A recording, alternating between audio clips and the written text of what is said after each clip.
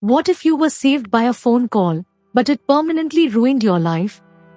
Everything changes in Breaking Bad Season 3 Episode 7 tonight.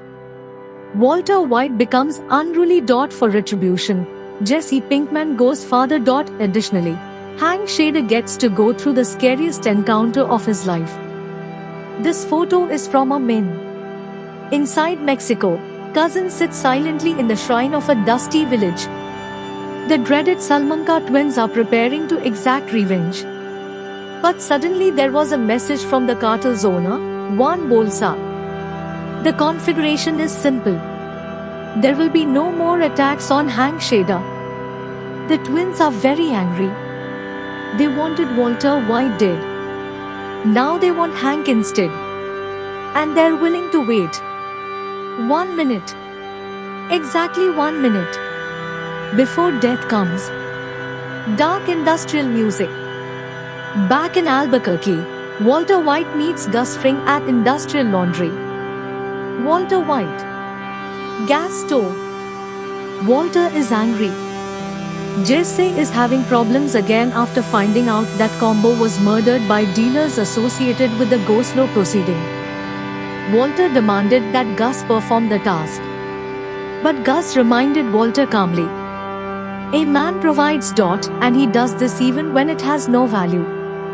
Walter felt something awful. Gus isn't afraid of her anymore. Walter might think he's an important employee, but to Gus he is just another employee. And employees may be substituted. Jesse Pinkman is full of anger. He discovers that street dealers using children are the same people responsible for Combo's death. One child in particular, namely Thomas, was forced to join their group. Jesse can't stand it anymore. He buys a gun. He intends to kill them himself. Walter tries to stop him, but Jesse refuses to listen. For the first time, Jesse is completely out of Walter's control. And Walter knows it could destroy everything. Meanwhile, Hank Schrader's suspension continues. Hank Schrader. After he brutally attacks Jesse earlier, Hank's career is falling apart. At home, he remains angry, frustrated and humiliated. Mary tries to prop her up, but Hank pushes everyone away. Then suddenly, Hank receives a strange phone call. Said a mysterious voice. 1 minute. Hank is confused. But then the voice continued. 2 men are coming to kill you. You have a minute's time. The line disconnects. Hank freezes. Panic sets in right away. He grabs his gun and scans the parking lot. Cars move slowly. People walk in comfort. Everything feels like normal. Until he sees them.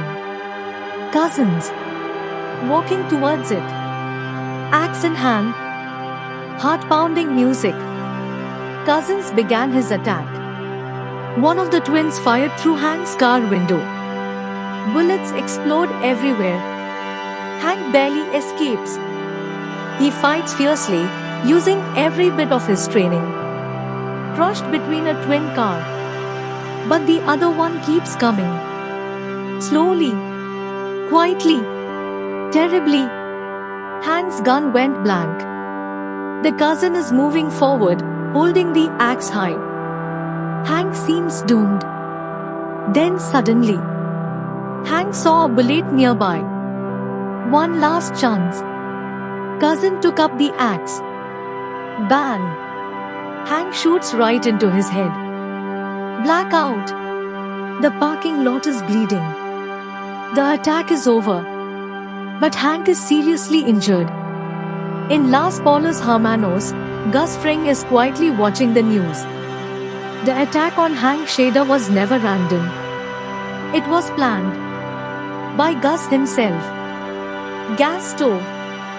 He secretly warns Hank that the DEA agents lived long enough to kill cousins. Now the Salamanca twins are gone. This cartel loses powerful assassins. And Gus gets even stronger. Himself without firing a single shot. This is the moment when viewers realize that Gus Fring is far more dangerous than Walter White imagined.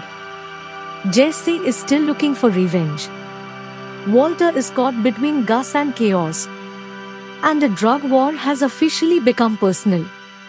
1 minute. It's not just another episode of Breaking Bad. This is the event that changes everything forever. That's all for today.